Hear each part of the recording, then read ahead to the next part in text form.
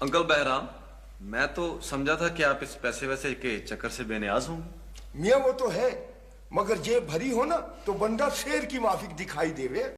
अपने घर से निकल आया हूं, अब अपनी मुराद पूरी करके वैसा या मर के।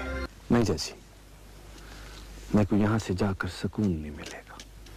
मेरे को हर हाल में तुम लोगों को इस जिल्लत की जिंदगी से निकालना है, अजाला करना। कदीम यूनान में फलसफियों का एक ऐसा ग्रोह था जिसका काम कचबहसी करके लोगों के दिलों में शक शुबे डालना था। हर बात में हुज्जत करते थे आपके पापा जान की थी। इसे अंदाजा नहीं है ना सूरत हाल का, इसलिए इतना लाइट ले रही है। जनाब पता है मेरा सारा फ्यूचर डिपेंड करता है इस एडमिशन पर, और अगर मेरी कारकर्दगी अच्छी हुई ना तो लोग वाले मुझे 2 साल के लिए अमेरिका भिजवाएंगे। लोग डिस्टर्ब होते हैं लुबना।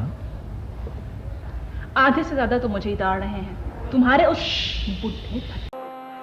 छोड़ो, जो कुछ हुआ वो माजी था तुम्हारा, मैं आज हूं, मुझ पे भरोसा करो। चलो आओ। हो सकता है तू उसे अच्छा लगता हो। क्यों यार, तेरी सोच टिपिकल पुलिस वालों वाली हो गई। देख, अगर वो हमसे इंफॉर्मेशन लेगी ना तो हम भी उससे इंफॉर्मेशन ले सकते हैं।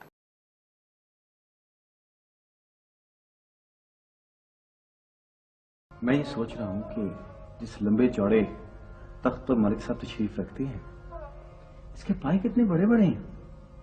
मैंने और गौर किया तो ये लकड़ी के निकले। लेकिन मेरा ये शक दूर हो गया। तुम मुखातिब भी हो, करीब भी हो। आई एम सॉरी फायदा, मैं बहुत अनरीजनेबल रहा हूं। मैंने तुम्हारी एयरहोस्टेस की जॉब को बहुत गलत समझा है। मैंने देखा कि तुम्हारा काम मेहनत तलब और मुकद्दस है। क्यों आप फकीरों के घर से बहू लाना चाह रहे थे? हैसियत में फर्क होना चाहिए कि वो अगर आज डिप्टी कमिश्नर है तो कल मेरी तरह थे। मैं उनकी उम्र में जाऊंगा तो मेरी और उनकी हैसियत बराबर हो चुकी है। मुझसे पहले नहीं आ पाएगा सफेद बाल सुबह।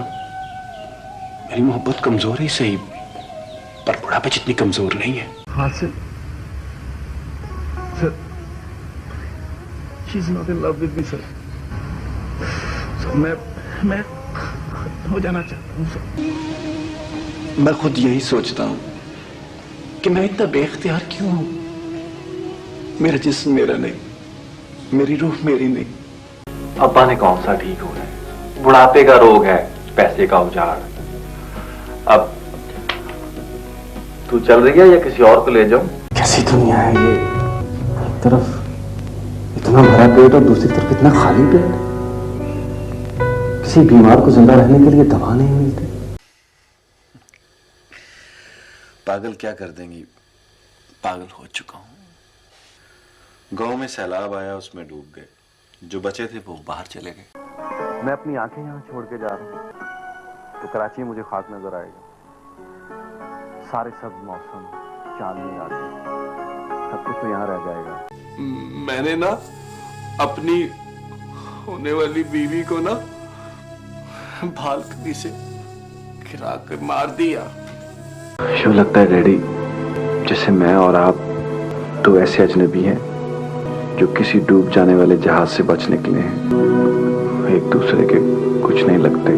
किस किस को देखो, यहाँ तो हर कोई जुल्म ढा रहा है। लेकिन देखिए, सबका इंतजार एक तरह का तो होना चाहिए। किसी का ज्यादा होना चाहिए, किसी का कम।